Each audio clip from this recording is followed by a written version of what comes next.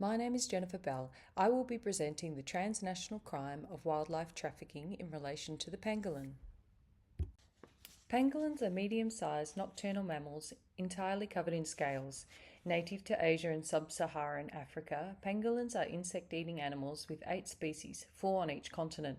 All species are classified from vulnerable to critically endangered due to population declines caused by overexploitation and habitat loss, and as such, it is illegal to sell pangolins for commercial purposes. This animal holds the unfortunate title of the most heavily trafficked mammal in the world. Pangolins are hunted for their scales, meat, and leather. Various body parts, including fetuses, blood, bone, and claws, are believed to have medicinal properties in traditional Chinese medicine.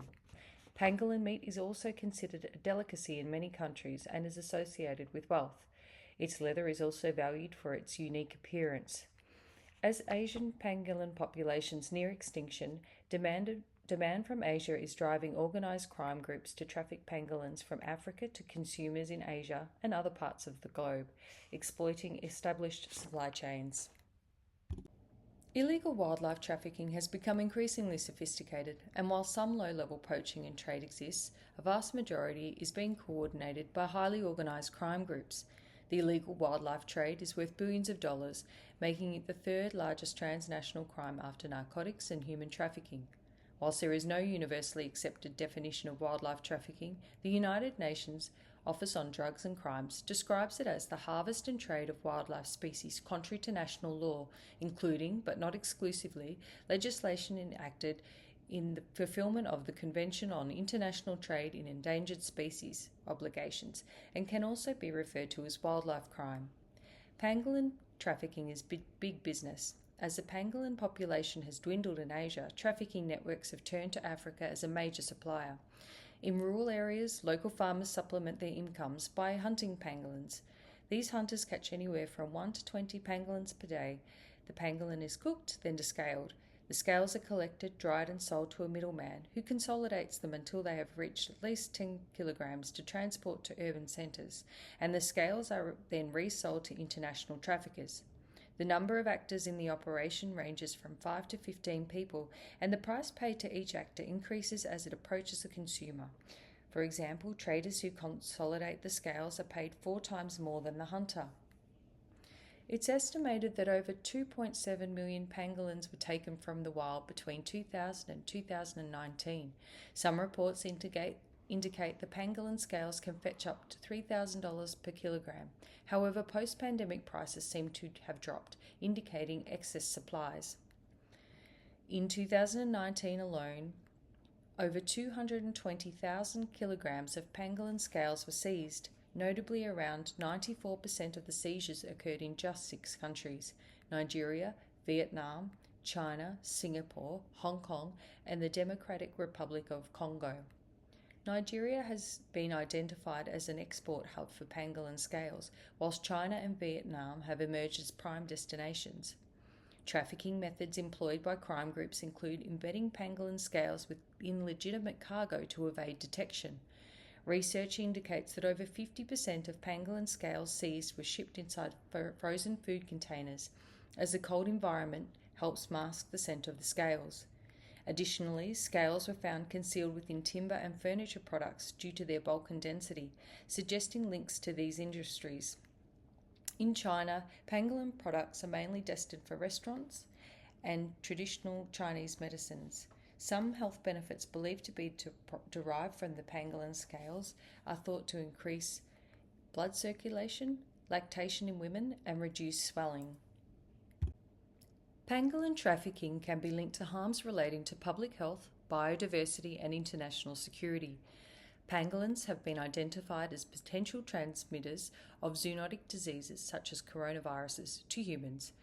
Zoonotic transmissions pose a significant health risk as human-animal interaction and the unhygienic conditions associated with the trafficking and handling of pangolins increase the likelihood of outbreaks of emerging infectious diseases, a potential causal factor of pandemics such as the devastating COVID-19. Biodiversity is adversely affected by the extinction or removal of species from their environments, leading to a chain reaction within finely tuned ecosystems. Pangolins consume up to 73 million ants and termites annually, acting as natural pest controllers. By controlling termite populations, they help prevent forest destruction and save the agricultural industry millions of dollars in pest control costs each year. Pangolin trafficking also threatens international security by increasing the presence of transnational criminal organisations within the borders of supply and demand countries. This promotes various crimes including corruption, money laundering, poaching and smuggling, which enable wildlife crimes to flourish. In unstable states, these crime groups may fund militias and armed groups to further their operations, disabling already fragile governments and communities. In the 2010s, a decline in the Asian pangolin population led to the shipment of huge quantities of pangolin scales from Africa to meet the demand in Asia. In response to this crisis, all 8 pangolin species were upgraded to Appendix 1 of the Convention on International Trade in Endangered Species of Wild Fauna and Flora, also known as CITES, in 2016. This upgrade bans the international commercial trade of pangolins. CITES regulates international trade in flora and fauna to ensure the survival of species in the wild. To enforce the convention, CITES requires its 185 signatories to take appropriate measures to prohibit and penalise those who violate the rules by implementing policies into their own legislation. For a species to be listed on CITES Appendix 1, as pangolins are, it must be considered threatened with extinction. Notably, only 3% of the 36,000 species that CITES protects are listed on Appendix 1. Non-compliance with CITES can lead to trade embargoes from other compliant countries, providing a strong incentive to comply, especially for countries that rely heavily on foreign aid. In response to the upgrade of the pangolin to the CITES appendix, China removed pangolin scales from health insurance coverage and removed them from their official Chinese pharmacopoeia, which is a compilation of ingredients used in traditional Chinese medicines. As a result, scales are no longer recognised as authorised medication. China enforces some of the harshest penalties for pangolin trafficking globally, with sentences ranging from 5 years to life imprisonment. However, between 2005 and 2015, there were 222 seizures of pangolin products, yet only 1 arrest was made, which did not lead to a conviction. Many government and non-government organisations work tirelessly with local law enforcement to combat wildlife crime and pangolin trafficking, including the United Nations Office on Drugs and Crime, Interpol, Wildlife Justice Commission, Environmental Investigation Agency, and Nature Crime Alliance, just to name a few. As a key hub for wildlife trafficking, particularly for ivory and pangolin scales, Nigeria has faced significant challenges from organised crime networks that operate mainly between Africa and Asia.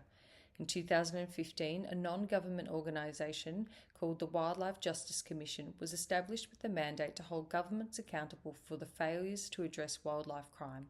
By 2019, it had widened its scope to provide operational support to law enforcement, and in July 2021, partnered with the Nigerian Customs Service to enhance efforts against wildlife crime by providing intelligence, mentorship, and evidentiary assistance.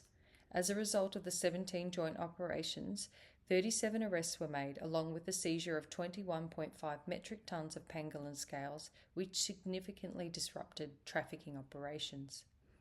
By January 2025, the Wildlife Justice Commission's contributions accounted for an impressive 94% of all pangolin scales seized in Nigeria.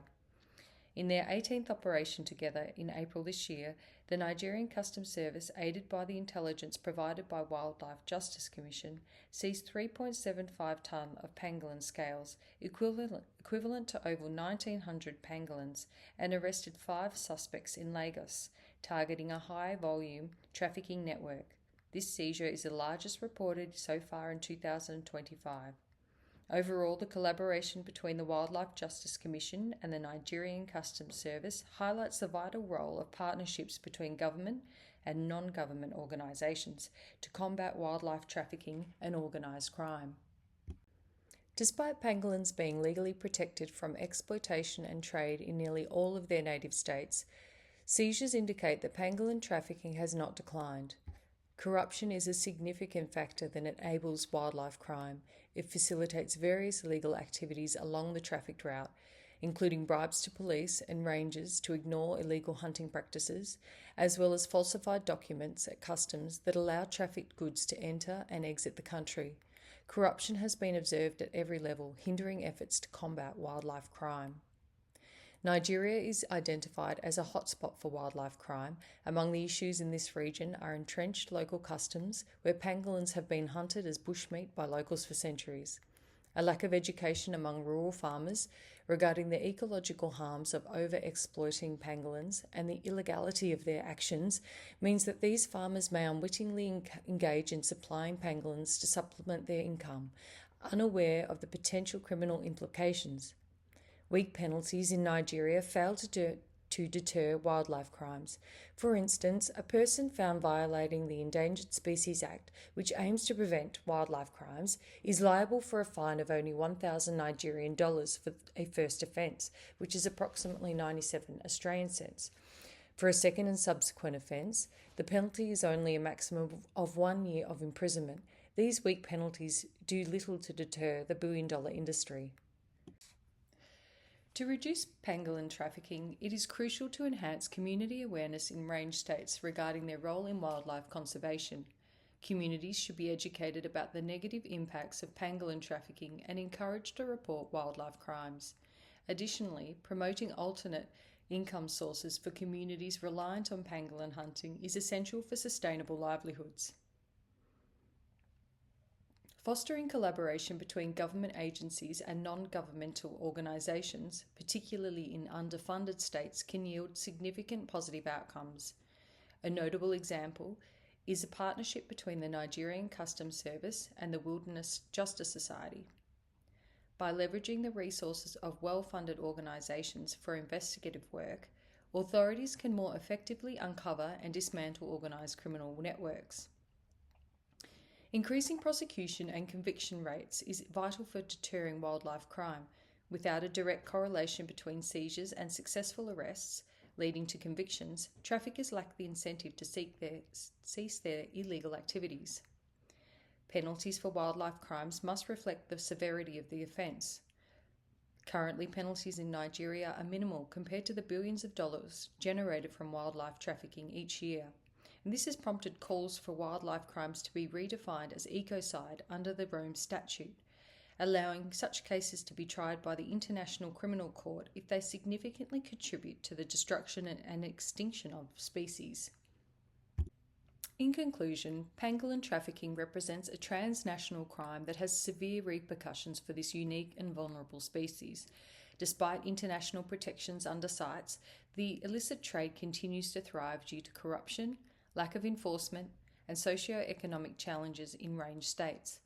The impacts of trafficking extend beyond species extinction, affecting public health, biodiversity, and international security.